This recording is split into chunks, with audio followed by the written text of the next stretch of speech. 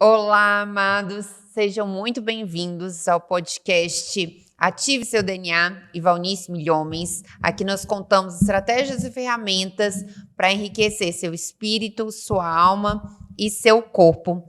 Estamos aqui na nossa série Gestão da Emoção e hoje o episódio é impressionante. Supere os seus medos.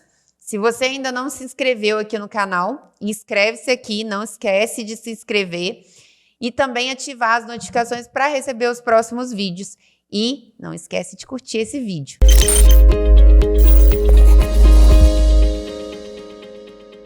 A gente vai começar falando desse episódio Supere os seus medos. Nós vamos começar com uma história muito conhecida na Bíblia, Moisés, né? É a história de Moisés em Êxodo 3:11. Moisés, porém, disse a Deus: quem sou eu para me apresentar ao faraó? Quem sou eu para tirar o povo de Israel do Egito? Deus respondeu: eu estarei com você. Este é o sinal de que sou eu aquele que envia. Depois de você tirar o povo do Egito, vocês adorarão o Deus neste monte. Moisés então disse a Deus: se eu for aos israelitas e lhes disser, o Deus dos seus antepassados me enviou a vocês, eles perguntarão, qual o nome dele? O que eu devo dizer? Deus então respondeu a Moisés: eu sou o que sou. Diga ao povo de Israel, eu sou aquele que me enviou a vocês. Deus também instruiu Moisés: diga ao povo de Israel, o Deus dos seus antepassados, o Deus de Abraão, o Deus de Isaac, o Deus de Jacó, me enviou a vocês. Então a gente vê que inicialmente, quando Deus chamou Moisés, Moisés teve um certo medo, um certo receio, uma certa insegurança. E eu já queria perguntar sobre isso. Mas apesar desse medo, desse receio, dessa insegurança, ele foi dando várias desculpas a Deus, até que Deus perdeu um pouquinho. Já disse logo para ele, né? Foi firme com ele. Então já queria perguntar isso sobre o medo.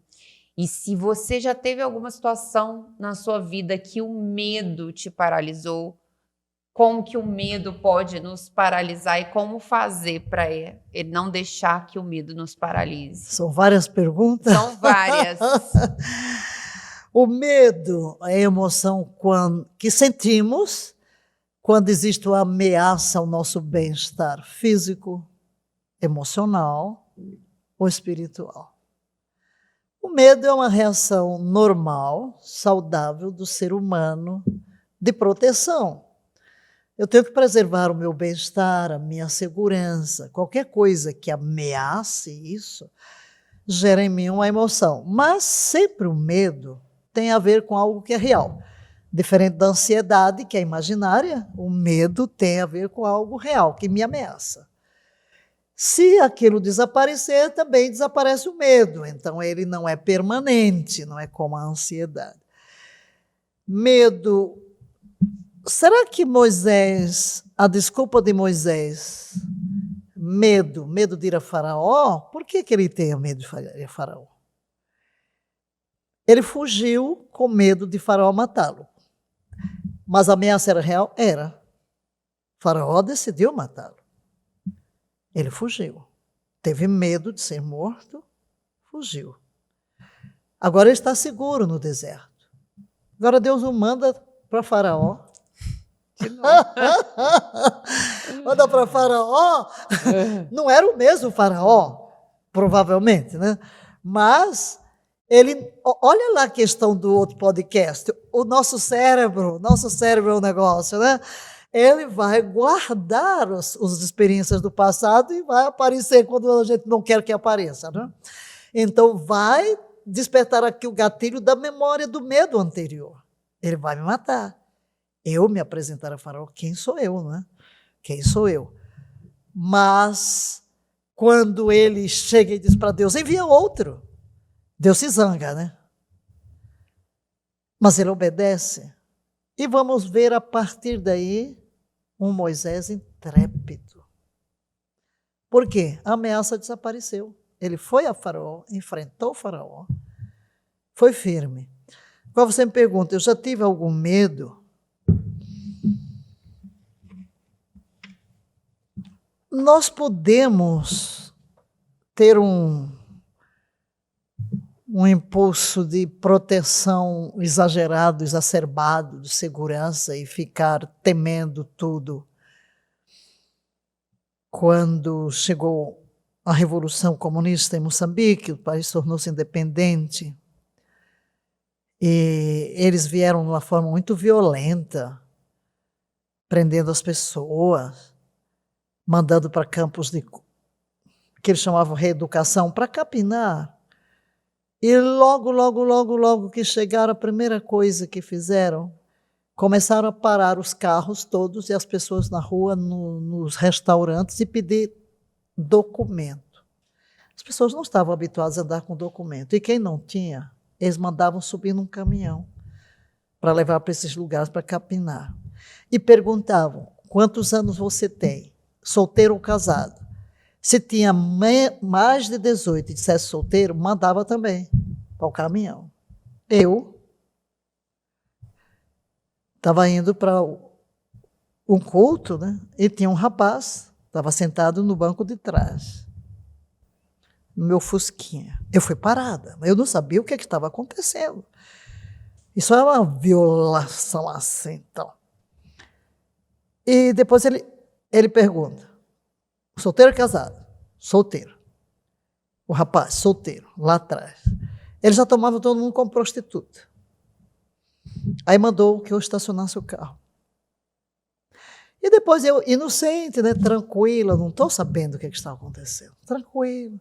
Eu disse, isso vai demorar, eu tenho que ir. Aí ele olhou assim para mim e mandou ir. Segui. Quando eu voltei, vi várias pessoas do prédio embaixo. O que está acontecendo? É porque estavam sem documentos. No dia seguinte era aquele horror na cidade, porque os funcionários não chegaram, todo mundo tinha sido levado para os campos de educação. E era uma mudança violenta, de insegurança, de medo. Eu não tive medo. É guerra. Eu cheguei em culto, a mandar todo mundo deitar no chão porque as balas estão passando. Eu andava de noite, qualquer hora. Não tinha medo. Sou uma pessoa que não tem medo. Eu nasci numa família de gente corajosa, né? Minha mãe era uma viúva de 26 anos quando meu pai morreu, 5 filhos, aí os índios queriam entrar na cidade e muitos iam dormir do outro lado do rio. Minha mãe põe uma espingarda na cadeira e a gente ficava ali. Então, nunca tive medo. Mas você pergunta, você já teve o medo? Tive. Eu acho que o medo que eu tive foi quando Deus me chamou de volta para o Brasil. Porque se eu olho assim, não, nunca tive medo, mesmo no meio da guerra. Mesmo no meio da guerra, enfrentei tudo aquilo. Um dia, inclusive, um vizinho para mim disse assim, eu tenho pena de você. Eu disse, por que você aqui tão sozinha? Eu disse assim, eu tenho pena de você que só fica com medo. Eu não paralisei minha vida aqui. Eu não tive medo, nunca temi. Eu não tive medo. Porque a pessoa, como é que você anda sozinho nesse país desse jeito? Andava a qualquer hora da noite. Eu nunca pensei que alguém ia me atacar. Uma colega minha que foi embora, porque foi muito bem, foi embora. Eu fui a única missionária a ficar. Você vai deixar a porta aberta, ou você quer ir para papai, não sei o quê. Não, eu já cheguei a ficar com a porta aberta porque quebrou a chave e não tinha o que fazer, mas nunca pensei que alguém vai me atacar. Por que essa segurança? Eu sempre me vi na mão de Deus. Inclusive, quando chegou aqui no Brasil notícias de guerra lá, eu recebi um dia de domingo um telefonema do cônsul do Brasil. Por quê? Porque daqui do Congresso, a junta incomodou gente no Congresso, por causa da missionária que está lá no termo notícia, que naquele tempo não tinha internet, não tinha nada, né? Aí ele me liga, olha, qualquer coisa, corra para a embaixada. Eu fiquei, mas por que a junta está preocupada? Vai incomodar o Congresso, vai incomodar o embaixador.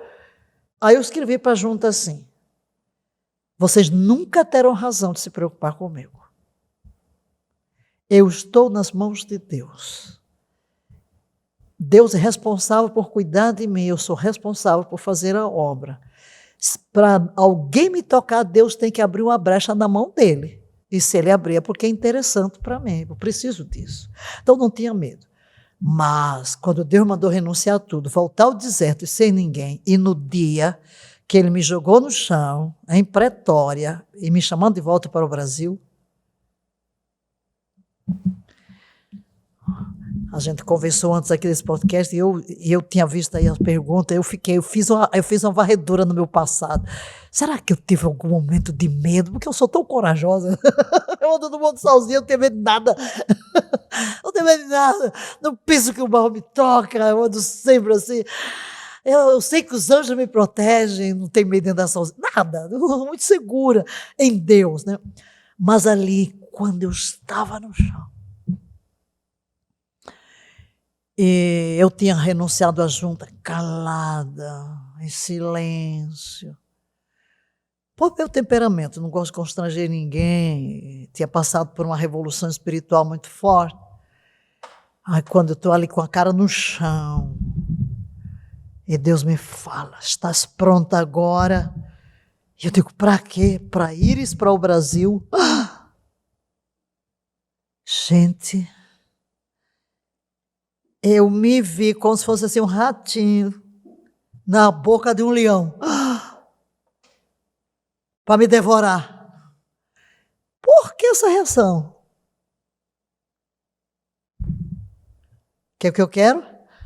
Eu estou sendo ameaçada na minha segurança, no meu bem-estar, no meu silêncio, porque eu pensei, eu sou mulher, eu sou solteira, quer dizer, eu sou muito conhecida no meu Batista, né? Meu nome está na história dos batistas. Como é que eu vou ter um ministério no Brasil? Vou me matar, vou me engolir. Meu Deus do céu! Nós estamos aqui em 85, ano de 85, mulher pregar. Eu fui para a África, fiquei sozinha, porque todo mundo foi embora. Agora, eu fiquei ali, quieta, Deus me pergunta, estás pronta agora? Eu realmente tive medo. Eu não sei, eu acho que eu tive pavor. Eu me imaginei, porque aí você vê, a ansiedade entra logo, né? Porque a ansiedade é o descontrole do medo. Você não administra o medo e ele vai. Porque eu fiquei, Brasil. Fiquei calado, eu não respondi a Deus. Não respondi porque no dia seguinte, e mesmo na manhã, eu tinha me ajoelhado. Tu sabes que tens tudo o que queres de mim. Não sei mais o que te dá. Ó. Olha o coraçãozinho enganoso, né? Não sabe o que te dá só porque ele diz Brasil, você está apavorada agora. Aí eu fiquei quieta, não disse nada. Eu só me imaginava. Brasil, tem sabor de navalhas. Brasil. Eu já me imaginava o quê? E eu sabia. Não é que fosse aquilo, não é uma coisa imaginária, não. Eu sabia o que é que. Meu Deus do céu. Eu sabia só porque eu batizei misericórdia. Eu dizer que agora falo em línguas, que oro pelos enfermos, a experiência pentecostal, misericórdia, o que é que vai acontecer? Vou ser perseguida, claro, vão falar mal de mim, vou ser perseguida. Não é que fosse real, era real, eu sabia. E realmente enfrentei, tudo isso aconteceu, né? Mas aqui na hora, aquele temor, o que é que eu vou dizer para Deus? Aí depois de um tempo ele fala, volta a falar, tenho um ministério para ti no Brasil, treina-me no exército. Aí é que meu medo aumentou. Eu disse, eu sou mulher, eu sou solteira, meu Deus, não tenho eira nem beira.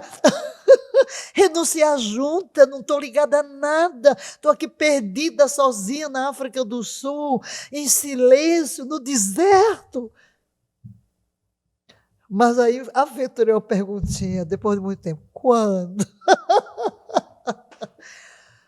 Próximo ano, teu tempo é de treinamento, e eu ainda não terminei tudo que tenho a fazer em ti. Olha aqui, Deus nunca nos confia algo sem nos preparar primeiro. Sim, eu ia enfrentar leões, ia. Eu ia enfrentar perseguição, ia. Iam jogar pedra em mim? Sim. Mas ele tinha que me formar e me forjar, porque quando eu vim, Nada disso me tocou. Fui criticada, sou criticada, jogaram pedra, mas nada me feriu. Porque eu venci o medo. Como que eu venci o medo? Por uma aliança. Não te questionarei. Nunca vou te questionar. Eu obedeço em tudo, nem que eu tenha que me estrangular. Mas eu saí daí, eu passei 3 dias. Meu Deus, Brasil. É um temor. Mas eu estava aqui 3 dias, o quê? Lutando. Deus me chamou, Deus cuidará de mim, eu vou obedecer. Mas naquela mesma noite, ele disse que eu tinha que ir a Israel antes de voltar ao Brasil. Então eu fiquei na expectativa. Não vou entrar em detalhes, como várias experiências eu tive, né? Naquela mesma noite, ele me perguntou o que é que eu tinha no coração quando estava no seminário. Eu disse, era avivamento. Aí ele disse, sim, eu tive que te tirar do Brasil e te deixar sozinha em Moçambique para te treinar e te enviar de volta. Então você começa a dizer, ok, Senhor, estou disponível, tu me protegerás, tu me guardarás. Aí eu vou para um acampamento, era mês de julho, isso foi fevereiro, e inclusive fazia 21 anos que Deus me tinha chamado da primeira vez com a morte da tia Caída. E vem aquela pessoa de uma palavra de conhecimento, eu tenho até transcrito aí, ela tinha sido freira, e ela era assistente de uma alemã, pregadora alemã, que tinha sido jovem de Hitler. Aí, de repente, lá vem ela, profetizando sobre mim. E ela diz, não é? Eu te envio, eu te levanto no meio desta nação para trazer uma nova revelação. E ela vai dizendo, tu terás que lutar contra o teu próprio temperamento. Mas tens um coração disponível, não há coração tão disponível quanto o teu. E esse coração disponível te fará triunfar. Aí, ok, então eu já fui para Israel, na expectativa, o que é que Deus vai falar comigo. Assim fui, já não tinha medo. O medo foi aqueles 3 dias que foram meio impactantes. Daquela coisa, Brasil. Ai, Brasil. Eu não queria nunca mais voltar ao Brasil. Nunca mais. Queria ficar em África. Aí você vai perguntar, por quê? É medo. É insegurança, por quê? É a sua ameaça ao seu bem-estar. Vão me criticar. E eu era o quê? No meu batista, misericórdia. Só me exaltavam. Eu não queria nem ler, porque parecia que me endeusavam. Meu nome, um bocado de coisa. E agora seria o contrário, né? Eu até disse, quando li o livro da história dos batistas no Brasil, o autor me escreveu, e o seu nome está na nossa história. Eu disse, ai meu Deus, vou ter que escrever uma nova página. Mas tudo bem, né? Tudo bem. Aí, claro que quando eu vim e voltei para o Brasil, tudo isso, nada disso mais me afetou. Por quê? Porque antes Deus me levou por esse processo de quê? De administrar os medos, administrar os temores, sim.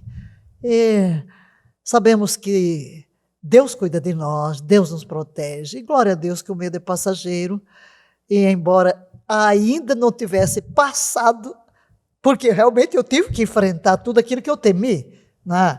Porque eu conhecia, aí não é porque você está inventando, é porque você conhece a cultura, você sabe como reage, você sabe como é que é.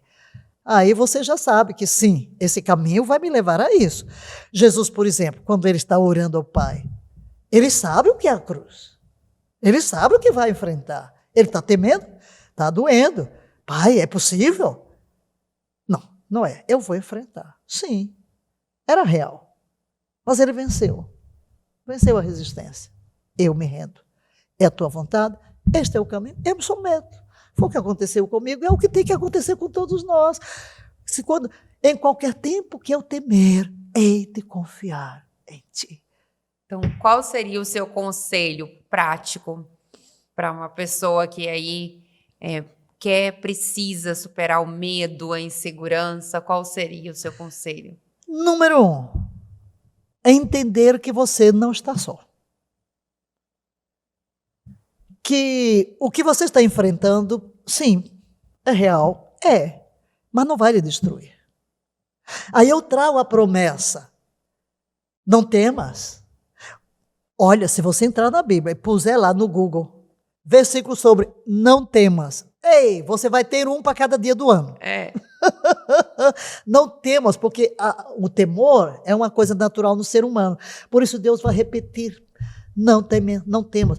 Aí você vai ver, não temerei. Seja forte e corajoso. Não temo o que me pode fazer o homem. Não temerei o que é mortal. 1000 cairão ao meu lado, 10.000 ao meu direito. Eu não serei atingido, não temerei, mas confiarei. Então não temas, porque eu sou contigo. Eu te remei. Quando passares, olha aí, Deus comigo. Quando passares pelas águas, Ele não diz que eu não vou passar. Estarei contigo. Quando passares pelos rios, vou passar, não te afogarás. Quando passares pelo fogo, Ele não diz que não vou passar. Não te queimarás, nem a chama arderá em ti.